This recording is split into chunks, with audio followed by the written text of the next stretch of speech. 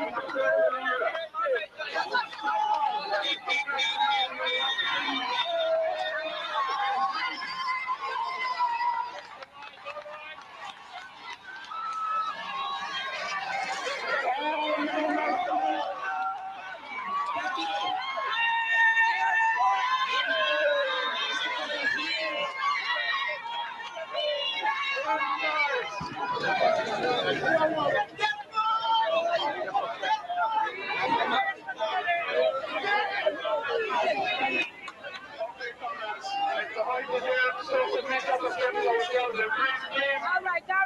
bicycles, please keep going up the street. Go up in the street. Motorbikes and bicycles go up into the garden, please. Keep on you. Go up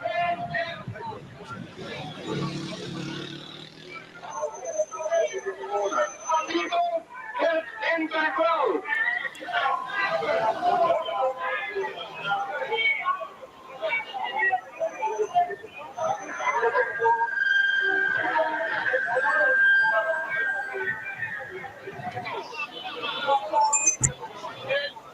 All the nationals who want to be on the right side of the road and just keep. You cannot be here when the crowd is on, marshals. You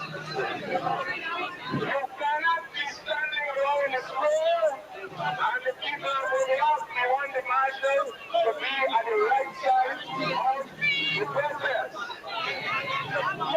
Everybody is black to drop the marshal. A marshal is somebody that's cold.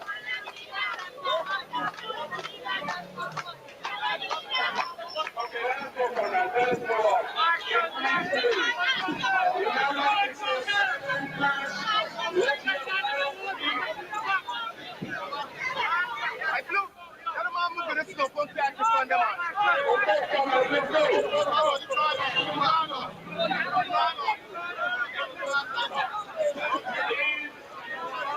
Let us move on. Please. Keep your condition all the time. Marshals stay to the right side of the crowd. Do not allow Okay, let's go.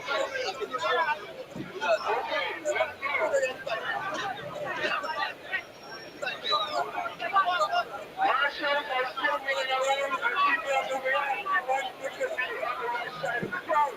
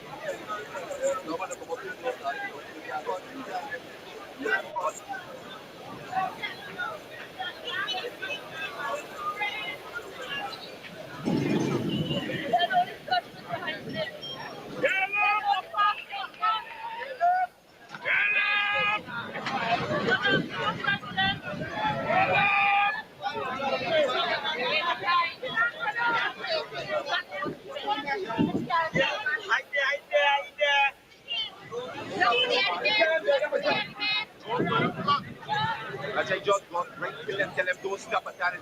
What's up, what's up? We are going to move.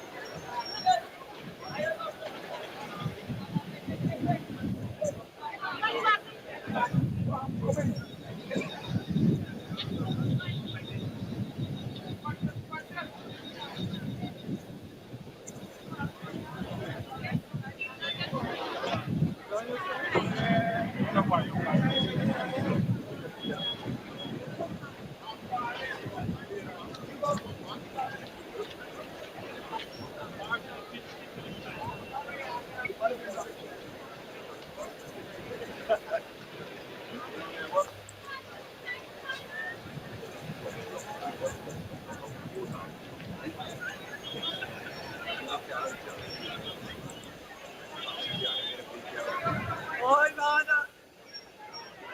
Ôi, mà con nhỏ luôn. You're big, you're big.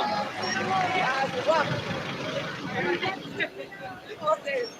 Chú kéo cái đâu mà.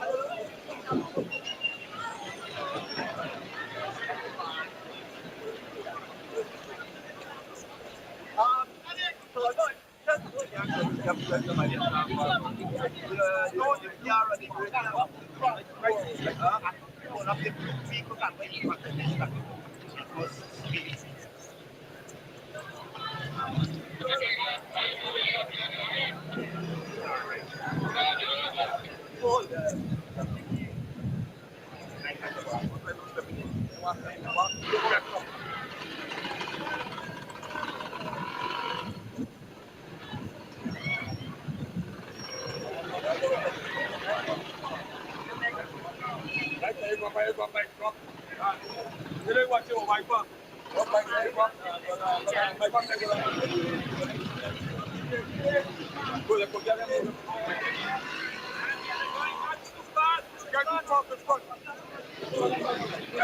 People run fast now. People run.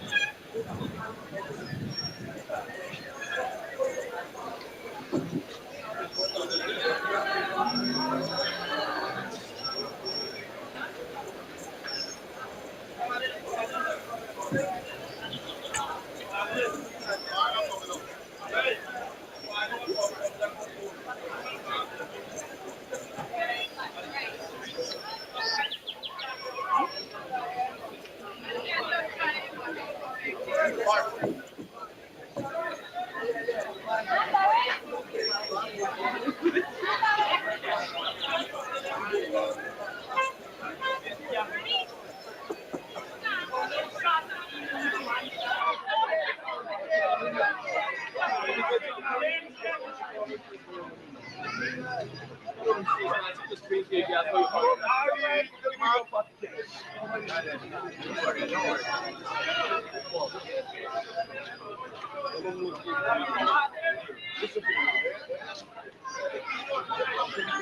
is pretty nice video. I'm not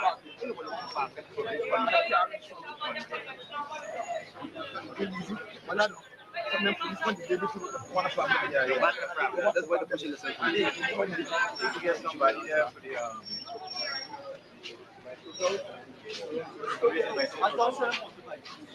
come back and do it. And then, well, if you see another person, send a message up for them. Hello.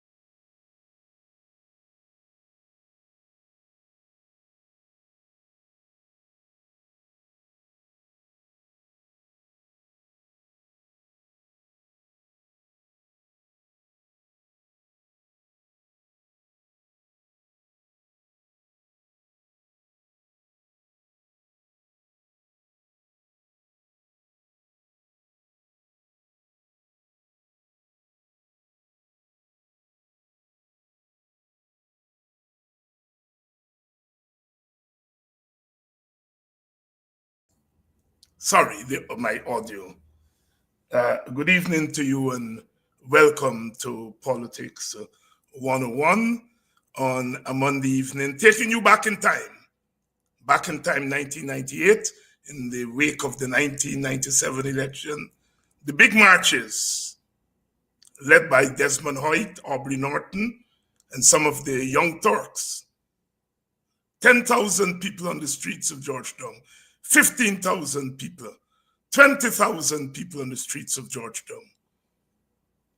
The PPP had to give up 2 years of their term because, of course, the 1997 election was marred by lots of irregularities. And the PNC leadership, led by their leader, Desmond Hoyt, took the people onto the streets. And I was showing you there's some clips of that. Somebody's asking where they can find that video. I don't know if the PNC has them in their archives. This is my own personal archives. I had a friend who used to tape the marches and send them to me, and I have them still in my archives. I will put up the video because I think I do have a copy of 1 or 2 of the marches on YouTube. I think so. I'll have to check. I'll have to check on one of my YouTube pages. But I dare say, we need some of those marches. We need to put thousands of people on the streets because it is clear that the PPP, in collusion with the leadership of GCOM, intend to go to an election that is going to be rigged before it starts. And the only way we're going to stop that is to put our people in the streets. You saw there with your own eyes, people not only marching, but children coming out of schools, nurses coming out of the hospital and waving the marchers on.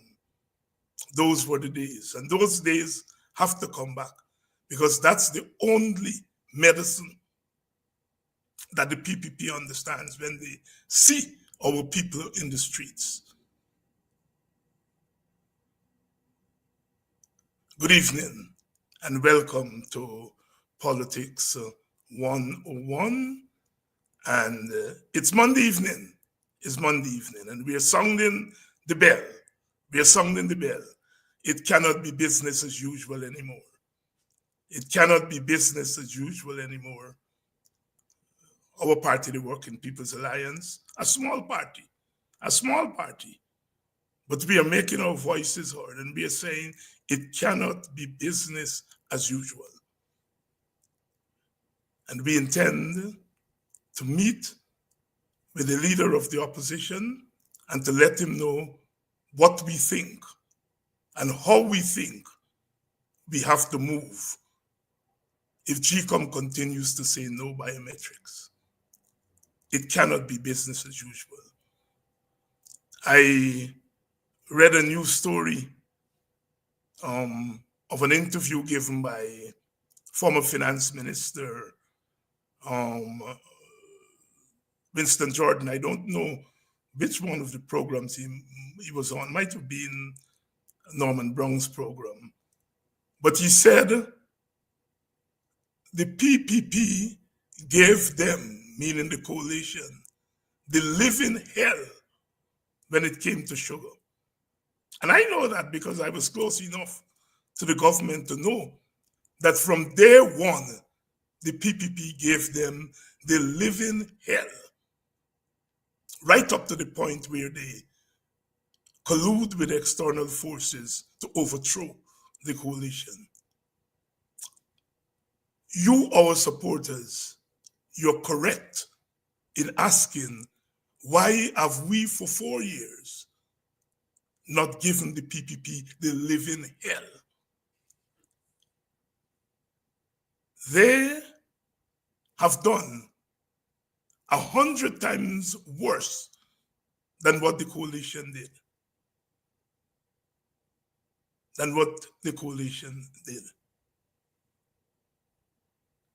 And they gave the coalition the living hell. And you all are correct in asking, why have we not given this PPP government they live in hell. They've murdered our people. They've broken down our people's homes, taken away their lands. Look at what they're doing to the teachers. The teachers came out and struck last year for 72 days. 72 days they came out. 72 days they came out. And the court ruled after the PPP government moved to deduct the salaries of striking teachers. Stop collecting union dues. The court ruled that they were out of order. Out of order. The leadership of the teachers' union backpedaled, gave in to almost everything that the government wanted, accepted a 10% raise, 8%. And even after doing that, the government did not say, okay, so we have won. We have gotten the teachers to back down. We have gotten the leaders, not the teachers, the leaders, to back down. Even after that, they're still going to court to stop collecting union dues. To stop collecting union dues. They got the teachers' leadership to back down. They got the teachers' leadership to back down. I want to say here tonight, WPA condemns in the strongest terms the government's move to appeal the court's ruling. The appeal court upheld the previous decisions. In the first instance, the initial action by the government in refusing to deduct the dues, it was a violation of the spirit and the letter of industrial relations best practice. In Guyanese parlance, it was a case of blatant spite walk against the union by the government.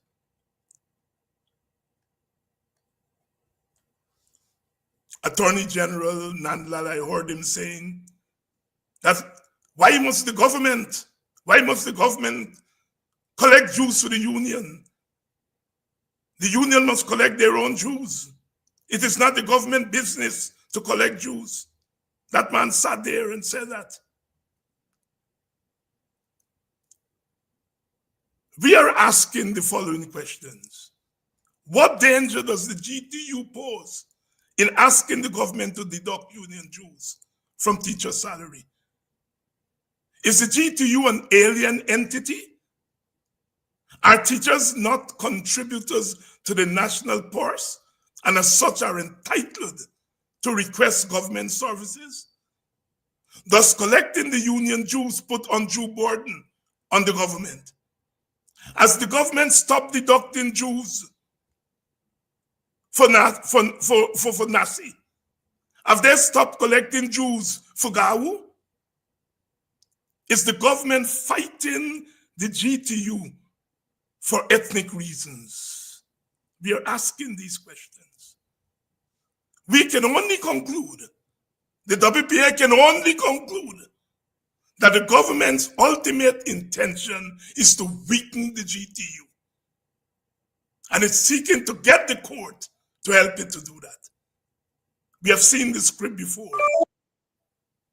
We have seen this script before.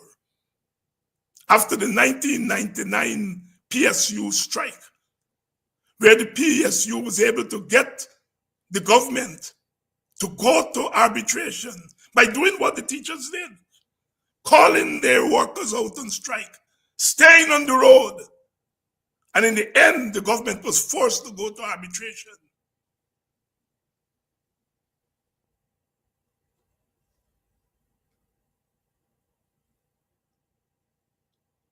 It was an arbitration committee of 3 the government had one representative. They agreed on the chair. And Clive Thomas was representing, Dr. Clive Thomas of the WPA was representing the PSU. And that arbitration committee awarded the workers, the PSU workers, a tremendous raise. Some of it the government never paid. But they retaliated by stop collecting dues for the PSU. They've broken the PSU. Today the PSU is a shell of what it used to be.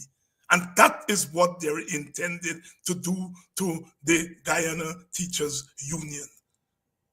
They're going all the way to the CCJ because they say that our appeal court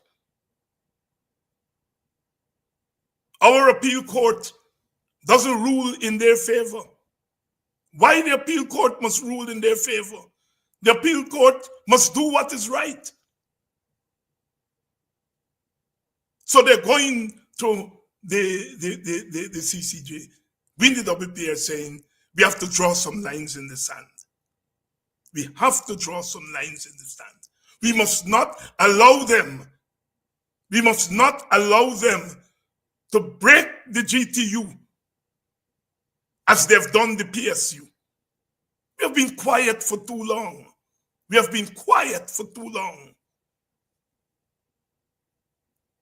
And there comes a time, Nelson Mandela says. Nelson Mandela, as he was going to prison, he said there comes a time in the life of any nation when you are left with but two choices: submit or demand. We have been submitting for too long. And they're going to break.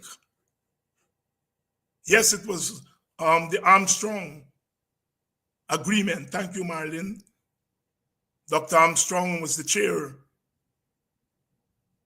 And Clive Thomas was representing, and of course, the government had their representative. But Clive Thomas and Dr. Armstrong used their majority and awarded the public servants what they were asking for.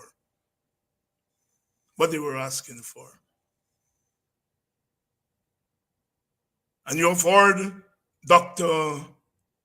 Henry Jeffrey says here that he used his authority as Minister of Education. And he appointed Father Malcolm Rodrigues, the late Father Malcolm Rodrigues, who was also associated with the WPA. And he appointed Dr. Rodrigues, associated with the WPA. Some of you all just wallow your all mouth and ask what WPA bring to the table. It was WPA's Clive Thomas, along with Dr. Armstrong. You know, the PPP feel that because we and the PNC used to fight, you know, our people will do their bidding. No, Clive Thomas joined with Dr. Armstrong and they awarded the unions. They awarded the PSU. And it was no secret that back in the 70s and the 80s, in the era of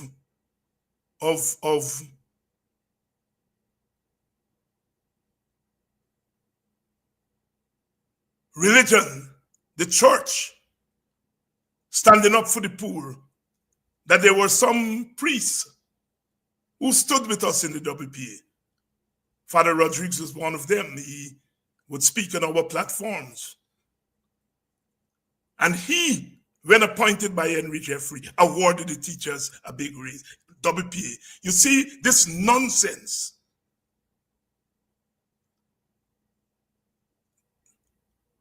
Parties like the WPA and AFC and all the others, they're small parties electorally. They're small electoral parties.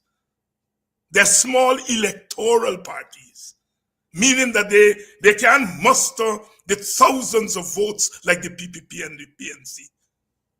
They're small electoral parties. but they are equal to all other parties when it comes to their service to their country, when it comes to their ideas, when they come to standing up for the poor. Jack Dio and Irfan Ali, they're leading a big electoral party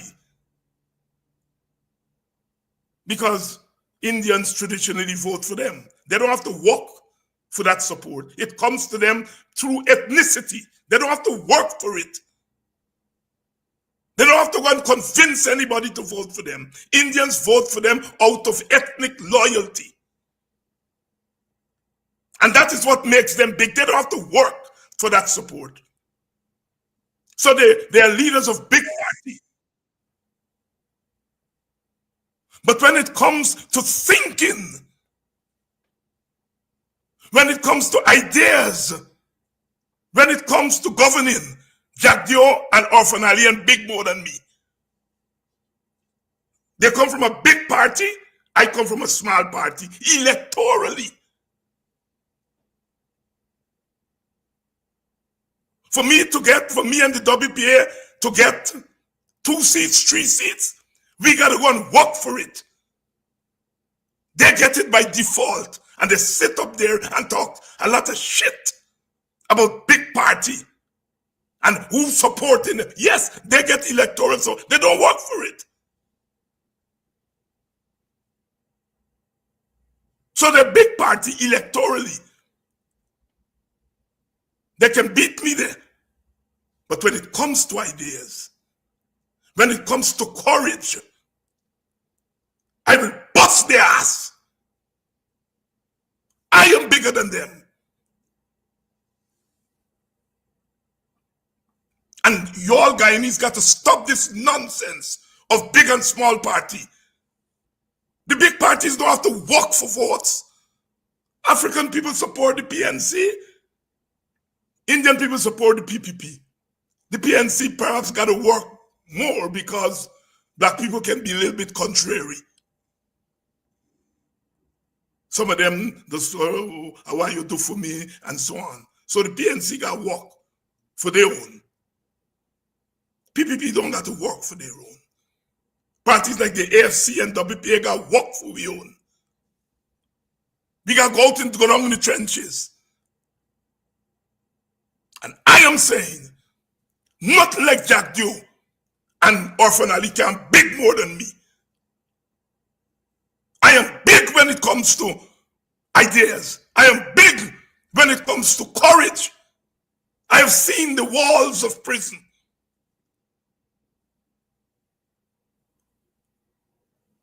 And you all have to stop this nonsense. Our 1 seat or 2 seat can take us over the line. If we go up to 31, if we go up to 31, if we go up to 32, we still got to get 33.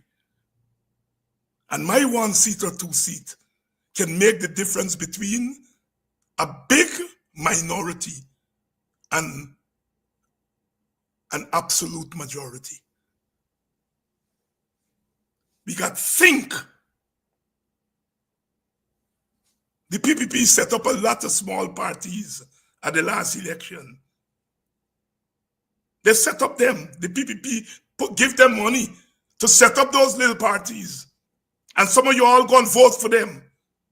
And they take your all vote and give it to the PPP. And the PPP pay them back. They give Nadir speaker, they give Schuman deputy speaker. And some black people went and voted for those small parties. The PPP will cost small parties, but it will set up its own small party because it knows that if it gets to 32, it needs 1 more to get to 33. But black people sometimes into nonsense, some PNC supporters. Don't think.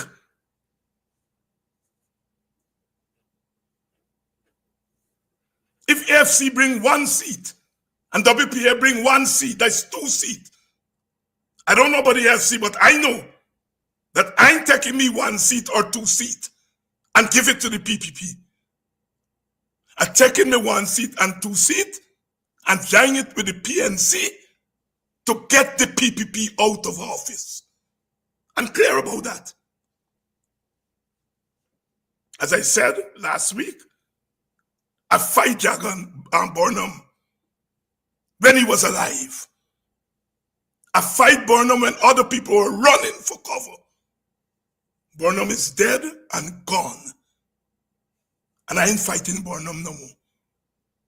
I'm fighting those who are alive and beating up Guyanese people. You all gonna make up your own mind, black people. I'm talking to you all tonight. I'm talking to you all tonight. Because you all just do some stupidness and say some stupidness.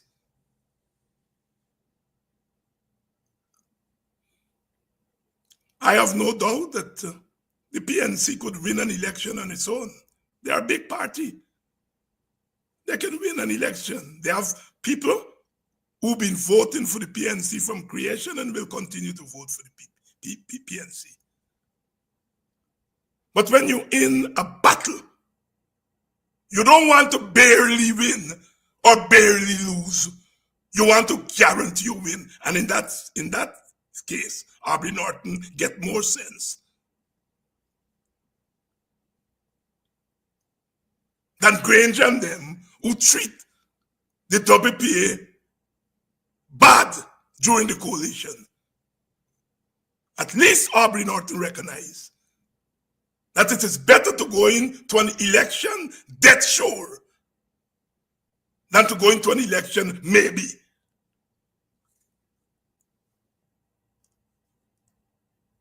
So this nonsense about what you bring, I was making the point, is Father Malcolm Rodriguez, who the PPP appointed, and he gave the teachers a raise, a big raise.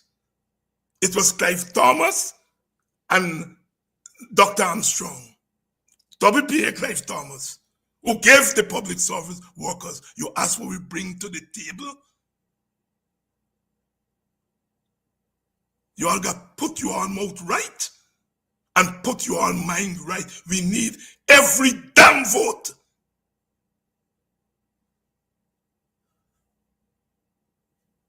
And I make it very clear. If I had access, if the WPA had access to 50,000 voters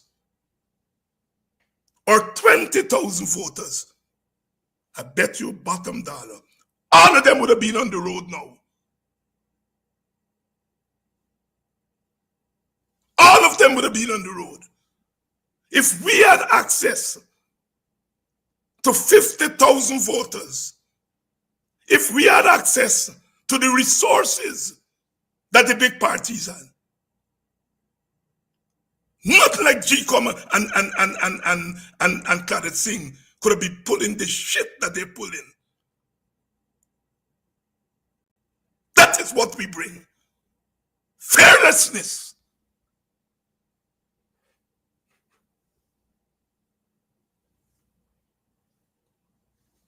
I want to make it very clear. I'm not criticizing my brother, Aubrey Norton. Aubrey got his work cut out. He got his work cut out inside his own party. And if he stumbled, and I think he has stumbled in some cases, is that he got daggers at his back. But I'm saying, even I know for me, the more you put a dagger in my back, the more I in you cock hole.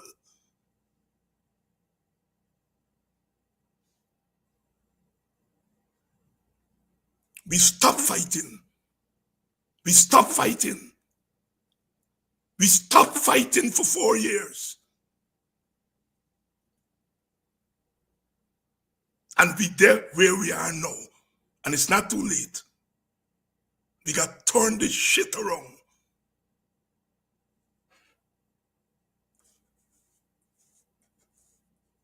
the teachers, the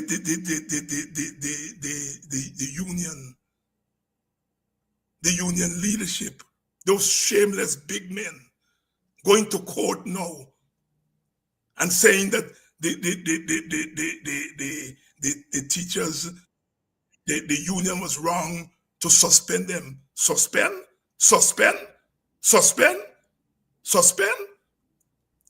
And saying that Coretta McDonald must be thrown out of the union. Coretta McDonald is a fighter. They say she make the PPP behave the way they behave. That woman get more balls than those little pieces of shit that go into the court there. Light and what the other one name. Coretta McDonald's get 100 times more balls than them. She didn't burn with balls. But she acquired the balls that are needed. And that is why the PPP fear them. And those two black men are going up in that court and saying that that black woman is a problem. I am talking it black. I'm talking it black because I'm not afraid to say black. Because I know that no matter what I say, what I do, Indians not voting for me. I know that when the government change after the next elections, Indians gonna come to me. David, look, you have to talk out with what the coalition do. I know Indian not voting for me, not because they hate me. I do not believe Indian people are filled with hate. But Indian people have taken a realistic position. I rather live with the Indian devil than go to the black devil. I don't agree with them, but they have taken that position. Why the hell black people can't take the same position and say, I rather live with the black devil than to live under an Indian devil? Why black people can't do that? All kind of fault we find in with Aubrey Norton. All kind of fault. All kind of fault. That brother's biggest sin is that he black like me and poor like me. For people like Aubrey Norton and myself, the only reason they haven't kicked our ass down in the gutter is because we get little education. And they cannot deny us that. But they have absolutely no respect for people like us. So I'm not fooling myself. I'm not fooling myself. I know that if the PPP start to rain down terror on me, on Ogunse, on Clive Thomas, on the rest of us in the WPA, is black people who will have to defend us. And so anybody who tell me, David, you have with this race thing, Indian people will say, David, we're sorry, what am I do? But we can't do nothing. We will have to depend on black people to defend us. And there are Indian people who are supporting the coalition, and I always say to you all got to protect those people. Because they're seeing the living hell. And we got to protect them. I want to be clear here tonight because I detect some of the nonsense that is coming back into us. We sometimes chat too much for our thing. But look, am I happy with what Nigel Hughes and the AFC are doing in terms of stalling? I have every confidence that they're going to come with the coalition. I understand what they're doing. They've taken the position that given what they went through during the coalition, they got to ensure that they're not going through it again. I feel the same way. I ensuring that what we went through at the hands of Granger and Amnali and them, that we wouldn't go through it again. But we recognize that every time we come together, we give you all strength. And in that sense, I disagree with Nigel dragging his foot and so on. But again, Nigel got to deal with E-Party. Nigel got to deal with E-Party, and he got to deal with them middle-class people who don't have respect. Some of them don't have respect for poor black people, middle-class black people. And Nigel got to deal with them because that is E-class. He got to deal with the party. Some of who would rather go and team up with the PPP than to team up with the PNC because they're fighting Burnham still in the grave. So I understand Nigel's position. But I hear some of you are cussing me. No, don't cuss him. We need him.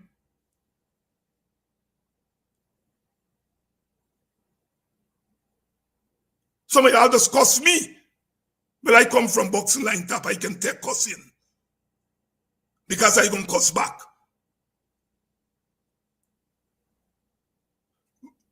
We need all of us. I am clear about what the image of Aubrey Norton, Nigel Hughes, and David Hines standing together, what it does for black people psyche. I know that. And I'm not playing games with that. That is why the one place that they can't tell me and get support, that we mobilize our people to come on the line top on our day, Emancipation Day. And I invited those two brothers and I stood in the middle and held their hands. I have a sense of history and I have a sense of what our people want.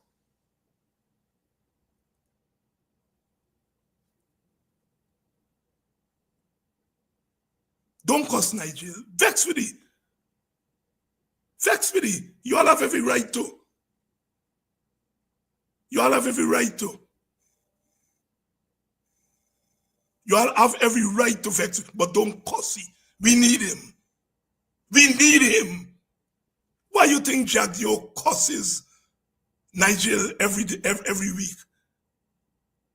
He cussed me and the WPA. We are geriatric, we are old man, and we can't walk properly. And me and he a grown man, you know. And me know me walk more strong than he. Why you think he cuss Nigel and cuss me? Because he knows that the two of us with Aubrey Norton spells trouble for the PPP.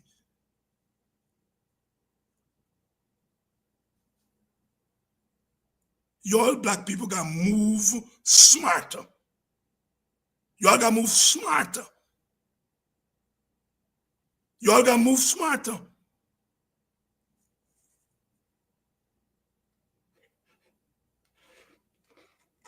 They're trying to break the teachers' union. See those two black men sitting up in court there, talking down Coretta McDonald. They can put their foot in his slippers, much more his shoes. A set of spineless black men.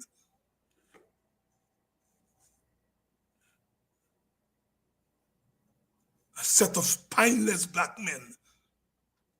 And the PPP thrives on black men like that. The PPP thrives on black men like that.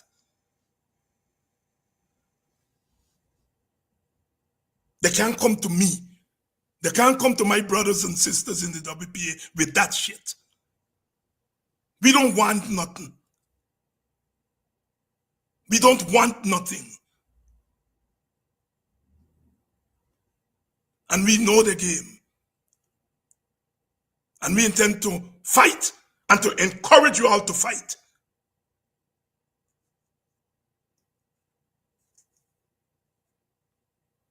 I'm sorry. I hear all kinds of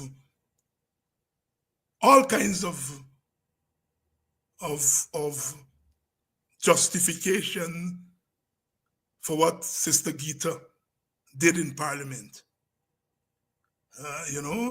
Oh, she's been objective and so on. I hear all of that. My position is Gita is out of order. She's wrong. You do not, in the height of a battle where people are getting their ass busting, you go there and bigging up their oppressor. I'm sorry. Gita is somebody that I like personally. I've had a good relation. I don't know her very well, but the little that I've interacted with her, she's a wonderful individual. She's a wonderful human being. But she's wrong. I don't care what justification. You do not, in a war, praise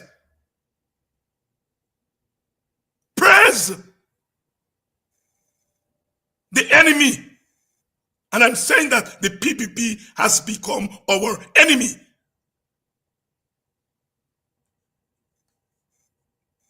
I don't believe in political enemies. I tell people, I fight the PNC fight me. And some stupid people say, the PNC, they jail you, or you can sit down with them. I can sit down with them because I'm comfortable in my skin.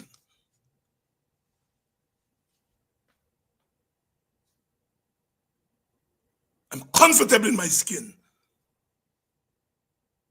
I will not sit down with the oppressors there.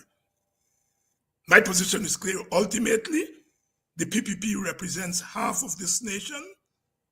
And ultimately, for us to get peace in Guyana, all of us got to sit down at the table. But we have to get rid of the PPP, put them in opposition. Let us chew them. It's only then they will come to a national government at the table. So long as they have power, they are not thinking about national nothing. They're thinking about control.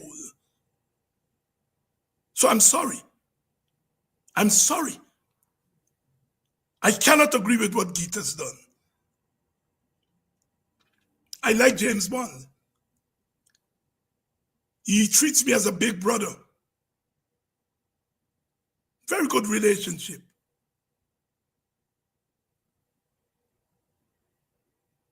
But I can't agree with what James has done. As I said, there can be 1,000 more James Bonds. It wouldn't break the black community, and it shouldn't. But optics matter. Optics matter. And I'm not in James' head. I'm not in James' position. People say, well, he would have get locked up and he joined them so that he wouldn't get locked up. Either is his business. I'm not into that. He got to figure that out. All I'm concerned about is that when you, an African, with name recognition, move in that way, you're weakening your own group. And I'll tell James that to his face. I still love him because he's a brother. He's a brother. But he's wrong. I know the PPP and them are angry with me when I called Gita a slave catcher. You do not. The government is trying to kill Takuma Ogunse. And you, instead of expressing solidarity with a brother who's on your team, you are condemning that brother? No. I love you, Gita, but you are not going to do that once I'm around. I will use my voice and use my head to push you back in your place. And that's what I did.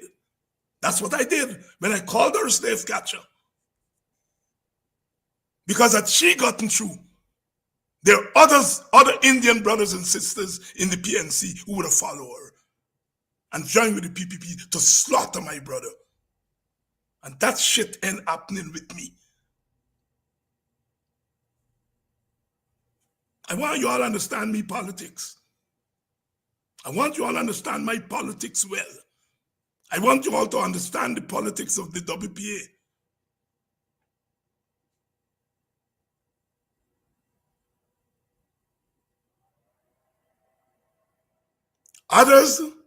Some others are in solidarity with the black masses,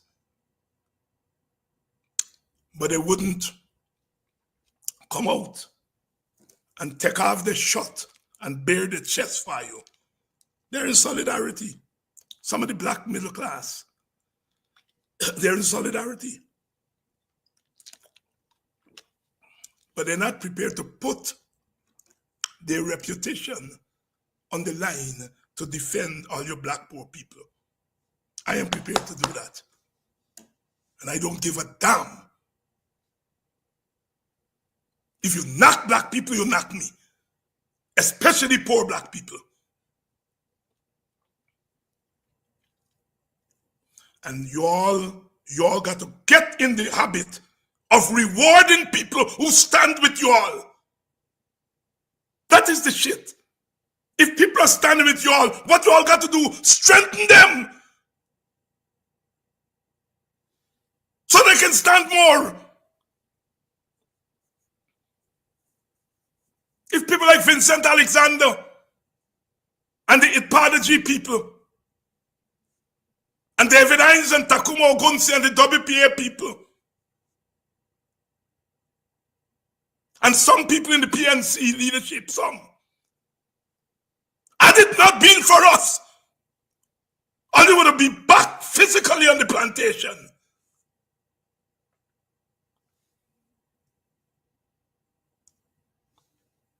People talking about who's big party and small party. I repeat, if I had 20,000 people who would vote for me and they can identify themselves, the streets of Georgetown would have been full.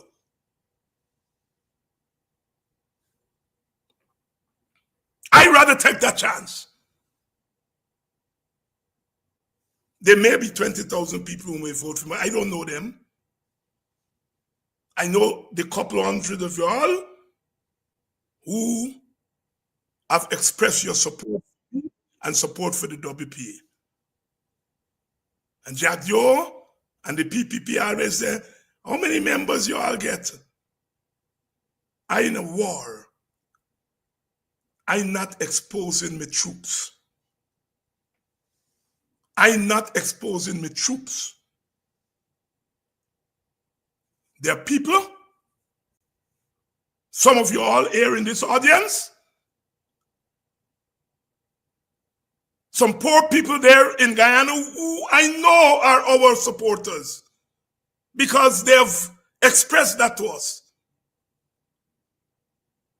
But we're in a war. And in a war, you don't expose your troops to be slaughtered. So they can cuss me and say, are we not get members and so on? We know what we get. But I'm saying, if I had 10,000, if I had 20,000, they would have been shaking in their boots all night now.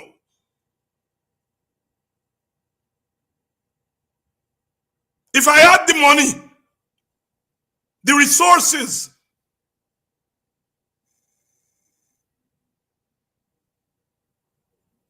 because you can't do this work. You can't fight. You can't fight without your fighting tools. If I had the resources, the PPP would have had to meet me at the crossroads.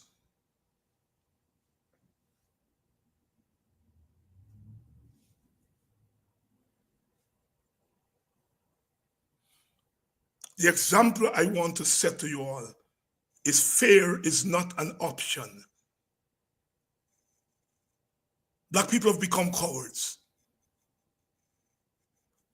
Some objectively so, because when you look and you don't see your representatives manning up, you're saying to yourself, boy, if they're frightened, what about me? The joint opposition has to man up now. Man up like that sister.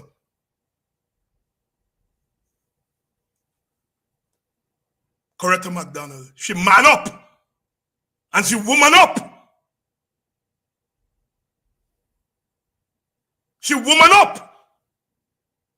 Because these days, the man them a manai. And the man them will say, I began to eat a bread, and they would push their gun and shoot my ass for a bread. The women will protect me more than the men. The black man, some of them, not the majority. Some of them have become manai.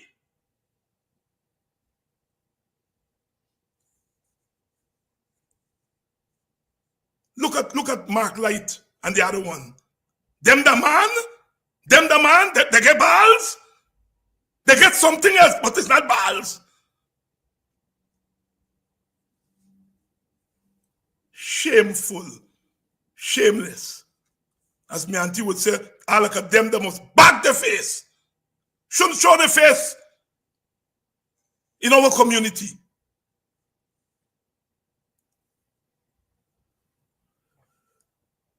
Sisters and brothers, in struggle,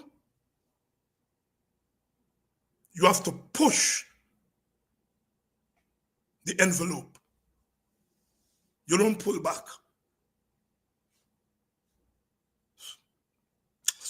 Nelson Mandela said, there comes a time in the life of any nation where you're left with but two choices, submit or demand. The time came to South Africa in 1963 when he was going to jail. He says, I am not submitting anymore. I'm demanding. And the time has come to Guyana again and again, where we have to demand. It pains me to see big strapping black men cowering before the PPP. Cowering. Finding all kind of shitty excuse. You have to eat. Of course you have to eat. Of course you have to eat. But you're going to sell your ass in order to eat?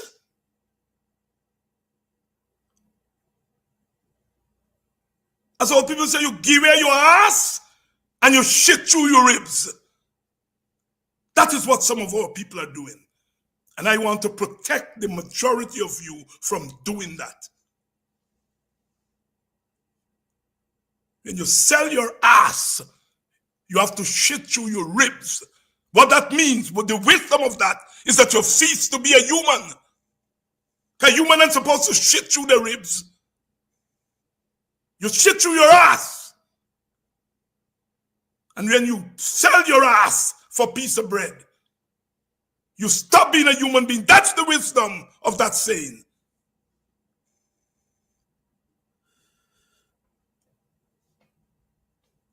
Look what they have reduced us to.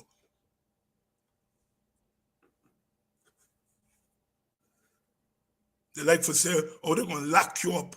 They're going to this, they're going to lock me up. I don't stop going home to my country. I don't stop going there. Not like them don't stop me. When I go in at the airport, they got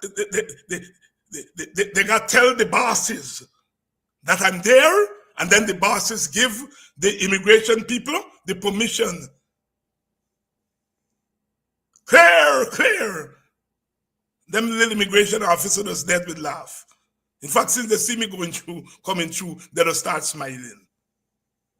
That's been there for the last 25 years. It stopped. Ramzatan stopped it. I didn't have to have clearance to enter my own country. And the minute they take office, they think, well, they can do that. I'm not crying. I got to come in my country because I'm a bandit. And they got to do what they got to do. But I hope when I got to do what I got to do, they don't cry.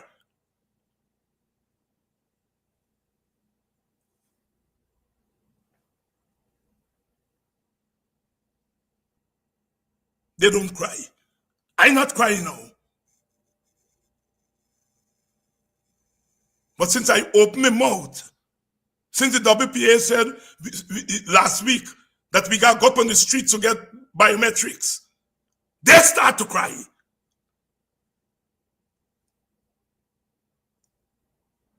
Damn cowards hiding behind the guns of the state.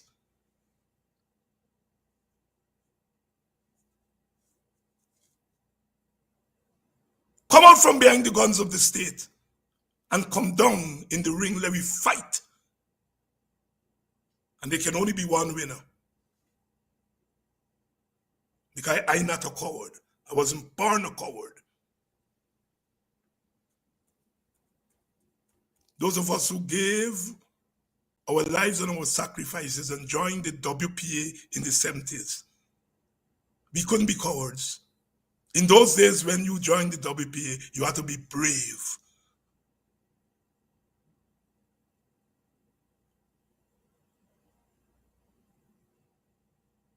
But they're damn cowards. I challenge Irfan Ali and Jagdio, come out from behind the protection of the guns and come down in the ring, let me slug it out. If you come in with the brains, I'm going to bust your ass. You come with muscles, your ass going to get bust more. Are you going to tell them, David, I said so? And that is the spirit I want you all black people. That is the spirit I want you all to adopt. Not this shit where you hiding and crying. We were never cry babies. They shackled us on the slave plantation for 400 years and we never cried.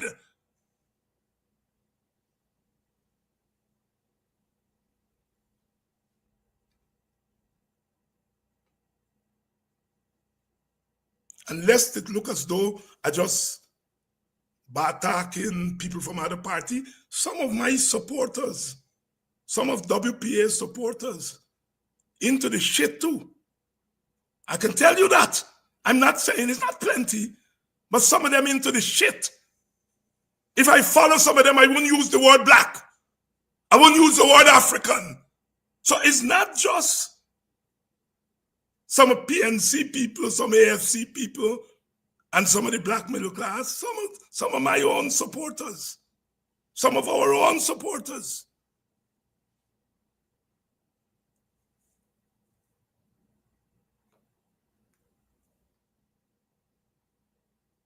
The sickness has to go. Look at that man. Look at that man. Borrowed $2 billion, $2 billion.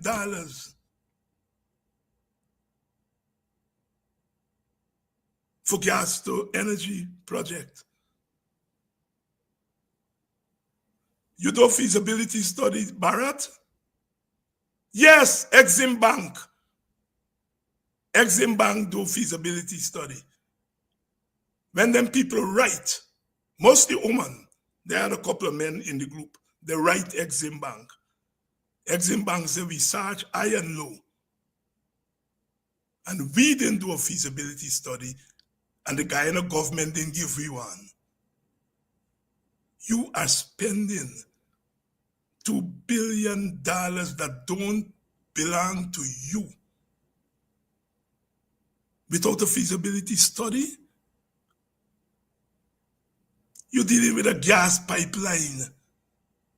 If that shit busts, you kill your own people. Financial criminality, environmental criminality, and some of the middle class treating those people as if they're normal rulers. They're not normal rulers.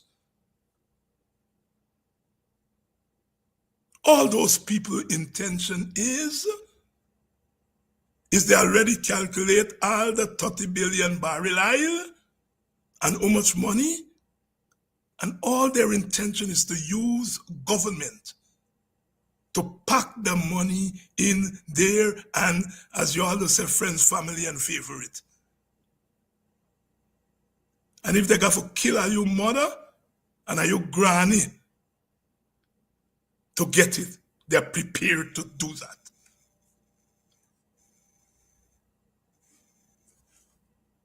And if you're prepared to kill me, I taking you seriously. You're not putting a gun in front of me and I say, you don't intend to kill me. You intend to kill me. And I have to defend myself. I have to defend my people. I have to defend my people. It's not them little Indian boy and girls they use. It's my own sons and daughters they're using. Who killed Crummy Wing? Who killed Waddle?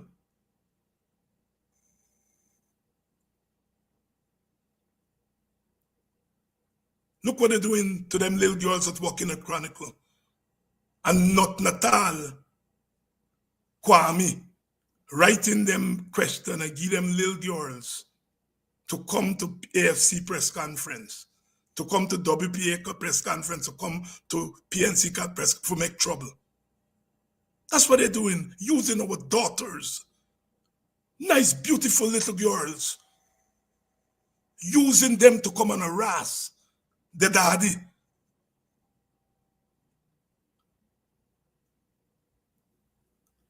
At some point, we have to let those little girls and little boys know that they're fair game. If they send you with a gun to shoot me, I'm not saying you're not going to shoot me. I want to get the artists who send you for the gun. You get the gun in front of me and you accept the job of a mercenary. I'm sorry. If you aim the gun at me, I'm going to aim back at you. So when you come to my press conference, you come to the WPA press conference and you shoot your shit, you're going to get the ignorantness from me.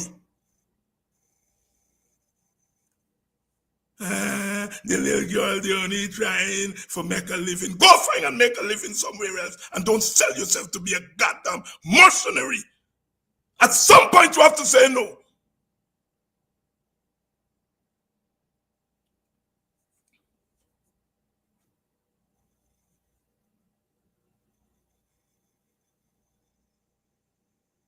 If my daughter allow a piece of shit like Kwame for send she, for take she eyes pass, she daddy and she grandfather and them, I disown her.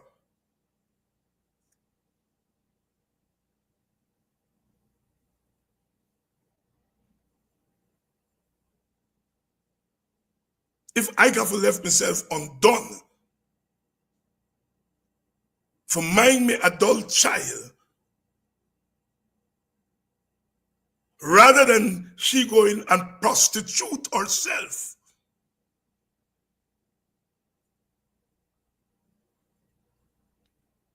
I will do it. And some of us have to take that stand.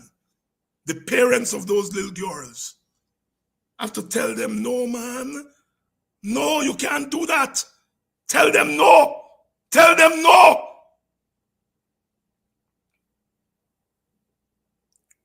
have some serious choices to make.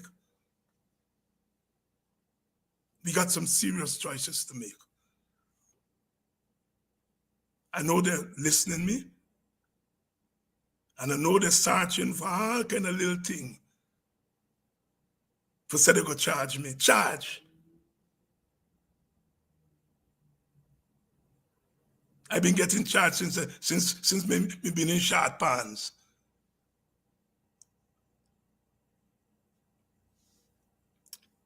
My sisters and brothers,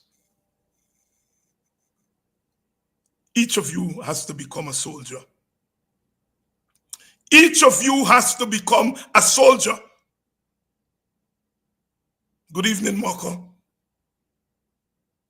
Good evening, Moko. Moko is a living example of how they move to destroy a community.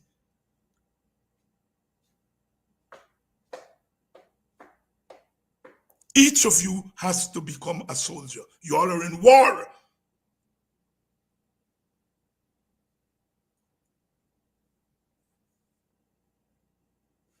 You don't have to go out there and beat up people and kill up people. Soldiers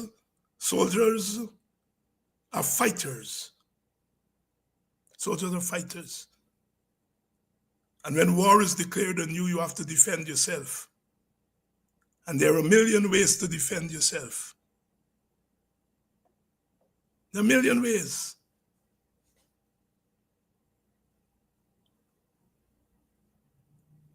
But I'm saying to you all,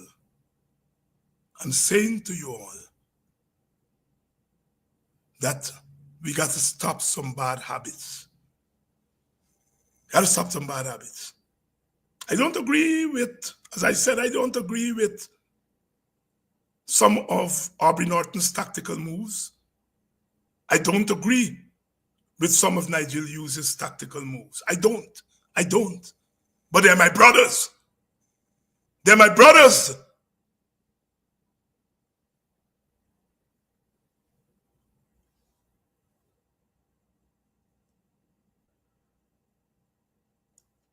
And I'm not dashing them away. And I'm not putting them to fight one another.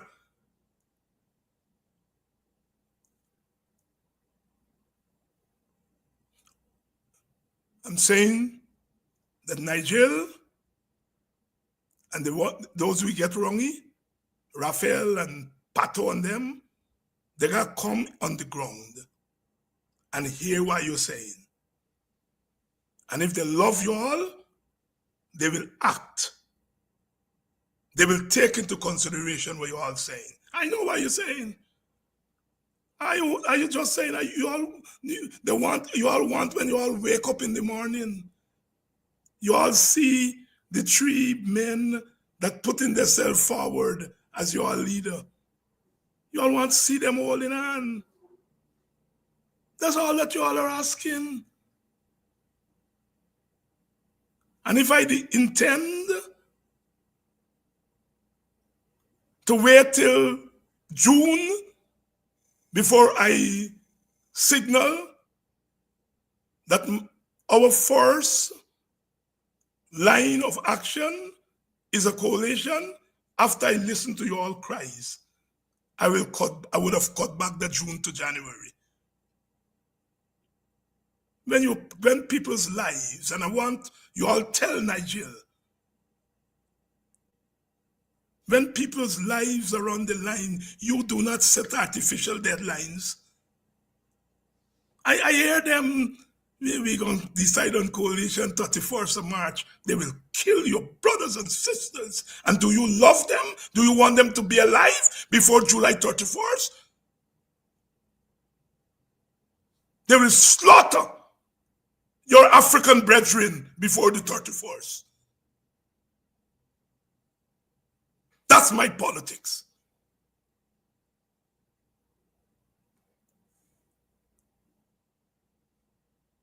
I ain't playing softball with Aubrey, you know. Aubrey's my friend outside of politics. We have known each other 30-something years and we've always had a cordial relationship. But when it comes to politics, if there's need to play hardball, I'll play hardball. But there's sometimes you have to make a choice between your personal desire or your party desire and the desire of Ayo.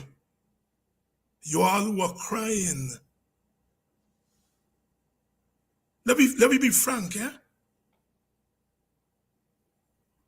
At the end of the day, Nigel bread is well buttered. At the end of the day, Aubrey bread is well buttered. At the end of the day, David Hines' bread is well buttered.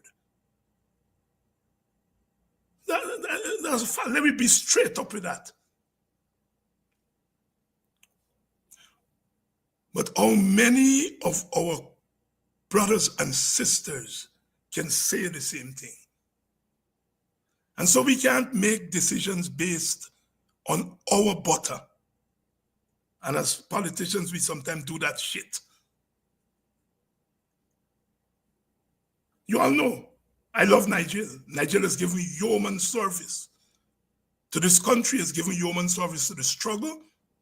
I know that if there's one liar, if they hold me at 4 o'clock in the morning, 3 o'clock in the morning, and I call he coming. Don't cussy. Don't cussy.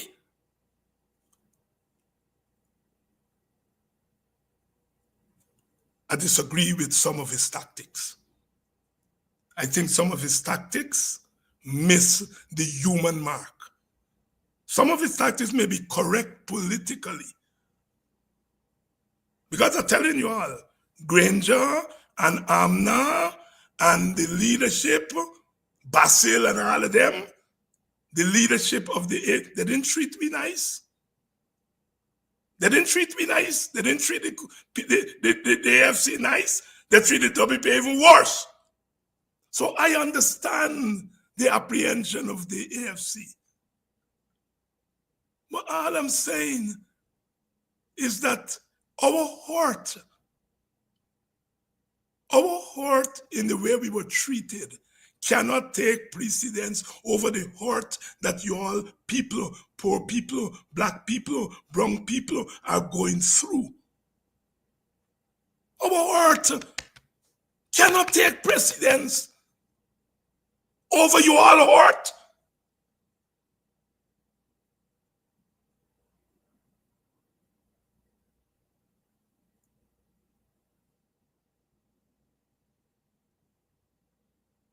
Granger and them knocked me off from Ministry of Social Cohesion. They knocked me off from Chronicle. But I still had my teaching job to go back to and live. When they knock you off from one job, what you all going to? So my hurt at the way the PNC leadership of that time behave towards people like me cannot take precedence over the hurt that you all are going through. Me, Nigel, and Aubrey don't have to live on $100,000 a month. We don't.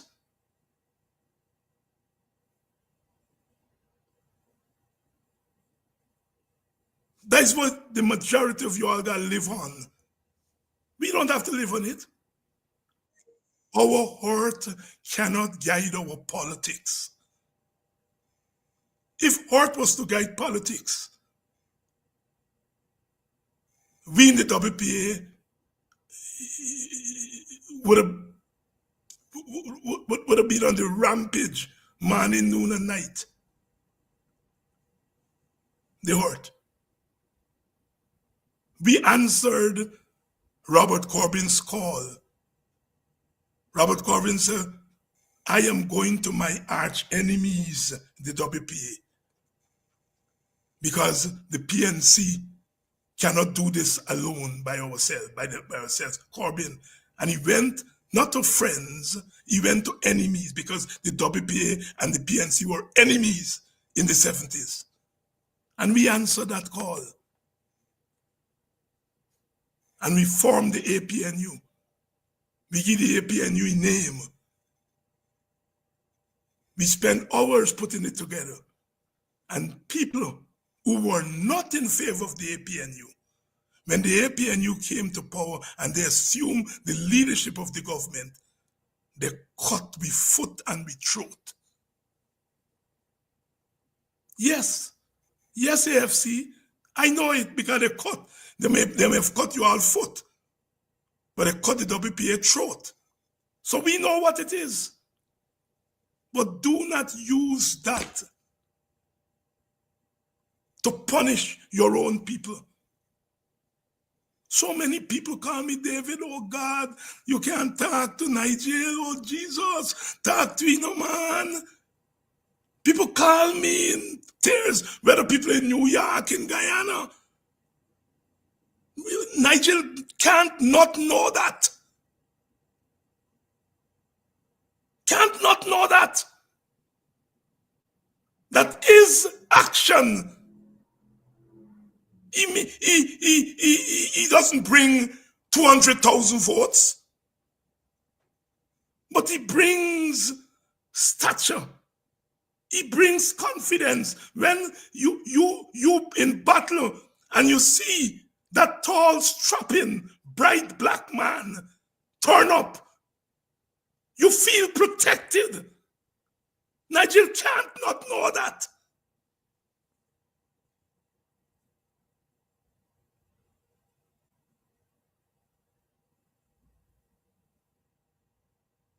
Can't not know that. And that's where many get me difference. That's where I have a difference with the AFC. Tactical. It's nothing I understand what they're doing. But I'm saying you got to balance the thing.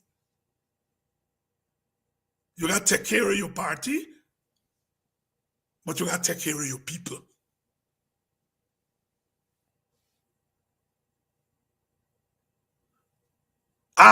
Andrea, you're bright like a 40,000 bulb.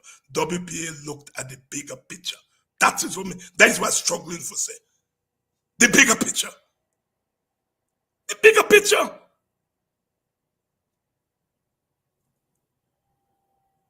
The bigger picture. I know my role.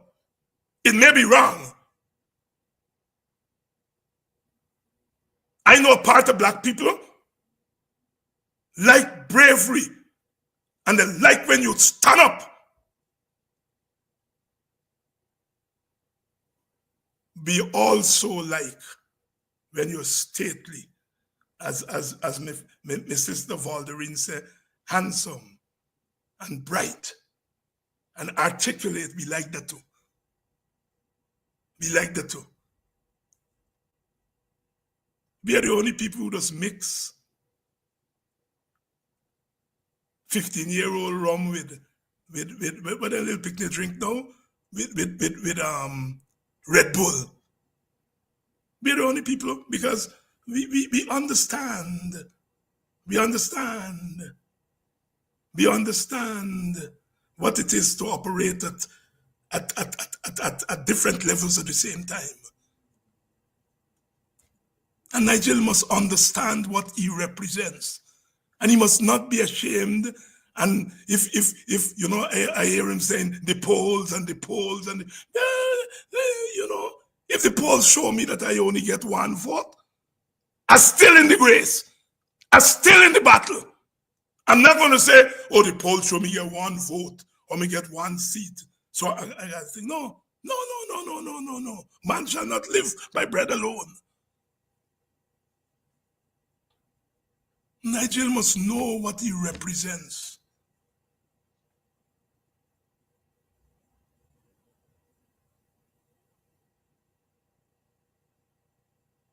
Black people don't like bullying. They don't like bullying. They may take some bullying, like some of us taking out from the PPP. But we never like bullying. We never like bullying. And so many people have called me and said, man, they're bullying Aubrey. they're bullying Arbery. No, I don't think they're bullying Arbery. But if your supporters saying that they feel that's what you're doing, you gotta listen to them. I do not believe Nigel bullying Arbery. I don't think so. I don't think they're bullying Arbery. Well, Arbery don't take bully. So even if they were bullying, there's one human being don't take bullying. You know?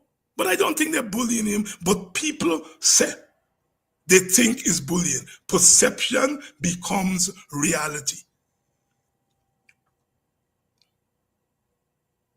I don't agree with Arbery nuance thing with street protests. PPP don't understand nuance.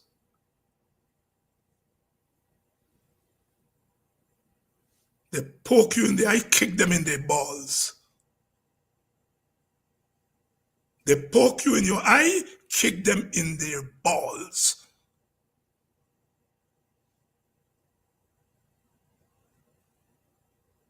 Don't say if I kick them in their balls, before the doctor come, they're gone dead. Don't say if you kick them in their balls, I'm gonna go to jail. They poke you in your eyes. Kick them in their balls. That's my philosophy.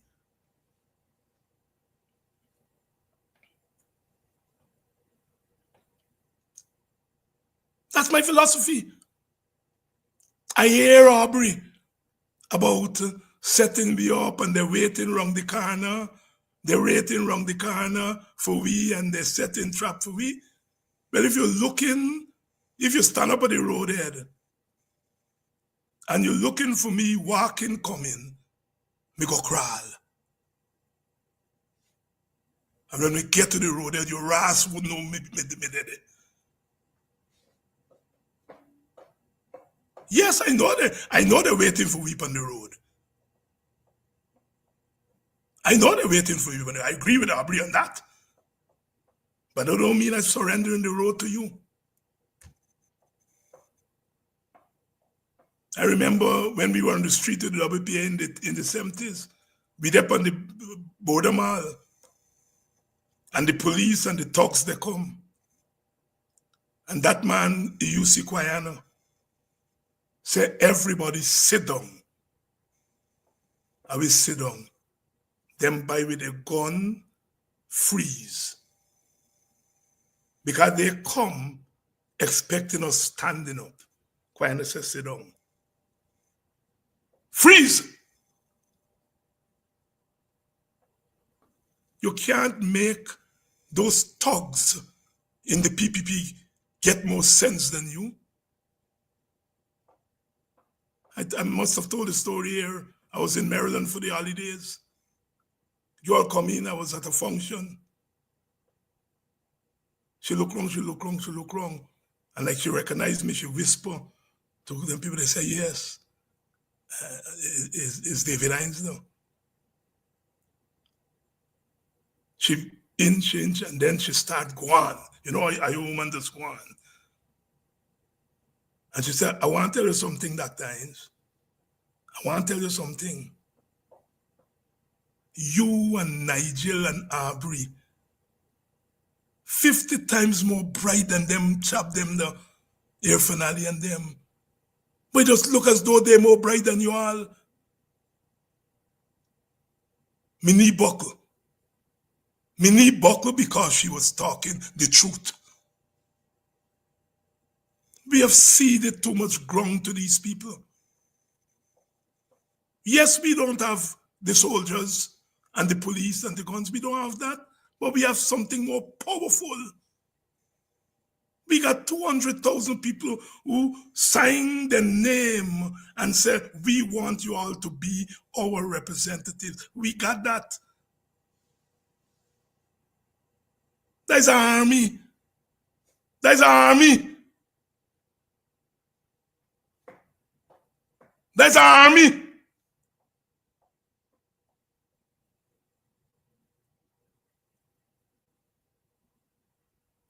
You all know, you know the Christians, our onward Christian soldiers, marching us to war with the cross of Jesus.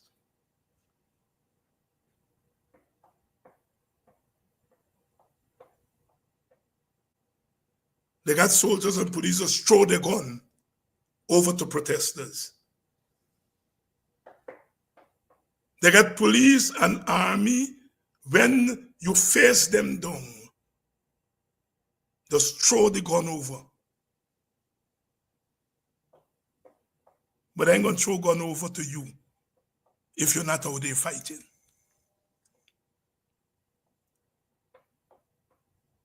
In the military, they say stand down.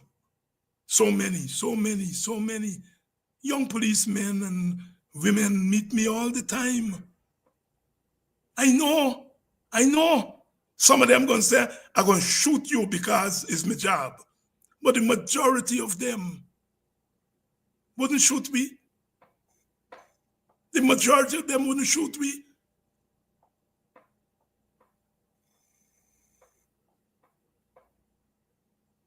Sisters and brothers,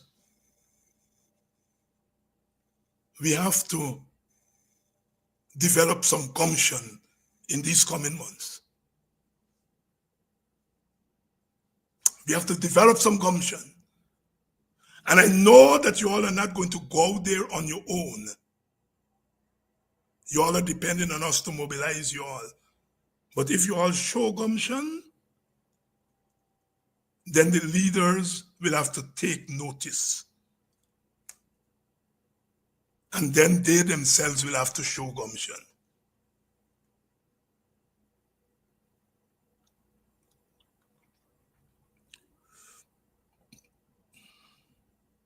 And I'm leaving you all with this. Reward those who stand up and fight with you all.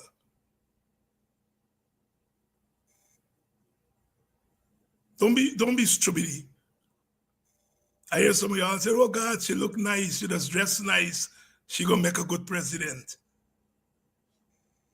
Oh God, he's a nice middle class boy, he gonna make a good president. Oh, he get plenty money, he just come and share out money to black people, he gonna make a good president.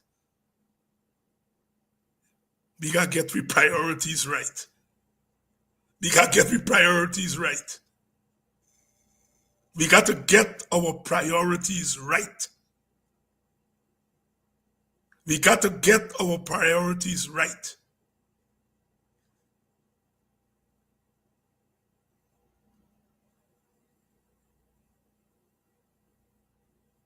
We are all in this together. We are all in this together.